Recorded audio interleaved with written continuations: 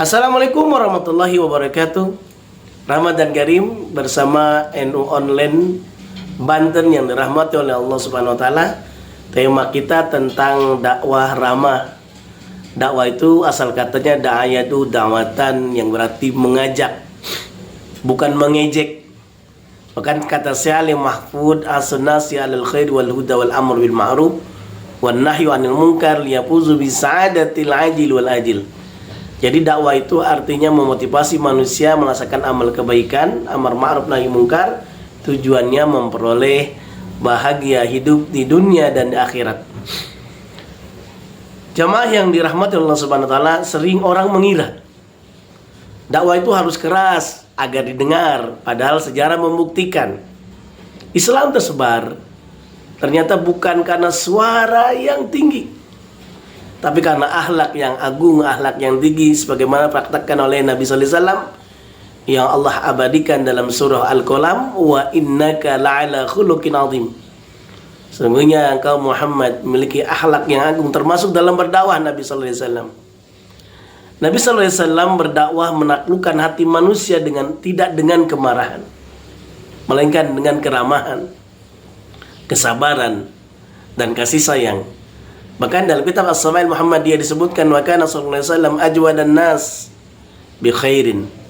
Nabi sallallahu alaihi wasallam orang yang paling dermawan dalam berdakwahnya, yang luar biasa. Dakwahnya mengajak bukan mengejek.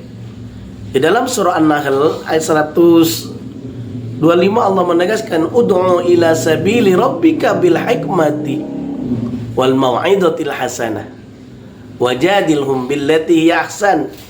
Ada kata kunci dakwah yang baik, dakwah yang ramah, yaitu ajaklah mereka, ud'u ila sabili rabbika bil hikmah, itu dengan yang ramah, itu dengan hikmah, wal mau'izatil hasanah, yaitu dengan pelajaran yang baik, wajadilhum, jika diperlukan untuk adanya dialogis maka diperlukan. Dakwah bukan sekedar benar, tapi cara menyampaikannya juga harus baik.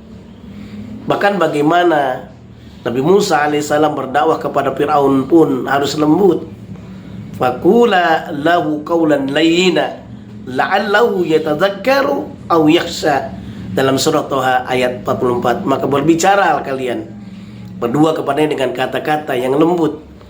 Kalau kepada Fir'aun saja diperintahkan kita lembut, apalagi kepada sama muslim. Oleh karenanya Rasulullah menjadi teladan dalam dakwah. Nabi tidak pernah kasar. Dalam hadis yang diriwayatkan oleh Imam Bukhari disebutkan, Rasulullah tidak pernah berkata keji dan tidak pernah berkata kasar. Maka Rasulullah sallallahu alaihi wasallam bahisan wala mutafahisan. Rasulullah tidak pernah berkata keji dan tidak pernah bersikap kasar. Dakwah Nabi tidak merendahkan, tidak mempermalukan, tidak menyakitkan, tapi mengangkat martabat manusia. Sehingga para ulama menyebutkan, di antara Imam An-Nawawi dalam kitab Syarah Muslim, bahwa dalam hadis disebutkan dakwah Nabi sallallahu alaihi wasallam itu lembut. Wa fi hadzal hadis al-hasu 'ala rifqi fi jamil umuri. Dalam hadis ini terdapat anjuran untuk bersikap lembut dalam seluruh urusan, termasuk dalam dakwah Nabi sallallahu alaihi wasallam. Ulama klasik sudah menegaskan keras bukan metode Nabi. Bahkan tafsir dakwah dengan hikmah pun menjadi rujukan buat kita semuanya. Metode dakwah adalah merangkul, bukan memukul. Bahkan pandangan ulama kontemporer, Syekh Yusuf Al-Qaradawi dalam kitabnya Fiqhud Da'wah menyebutkan, inna da'wata tanjahu bil qalbir rahim la bis sautil ghalid. Dakwah berhasil dengan hati yang penuh kasih.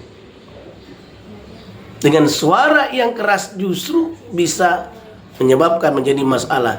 Dunia modern justru makin membutuhkan dakwah yang menenangkan. Semoga ada manfaatnya. Mengapa dakwah rahmah lebih kuat? Karena bisa kalah dengan argumen ramah, tapi hanya bisa berubah dengan sentuhan hati. Nabi sallallahu alaihi wasallam tidak hanya mengajarkan Islam, beliau membuat orang jatuh cinta kepada Islam. Semoga dengan dakwah yang ramah insyaallah mengajak kepada Islam rahmatan lil alamin. Semoga ada manfaatnya. Wallahu alam, wallahu muwaffiq. Assalamualaikum warahmatullahi wabarakatuh.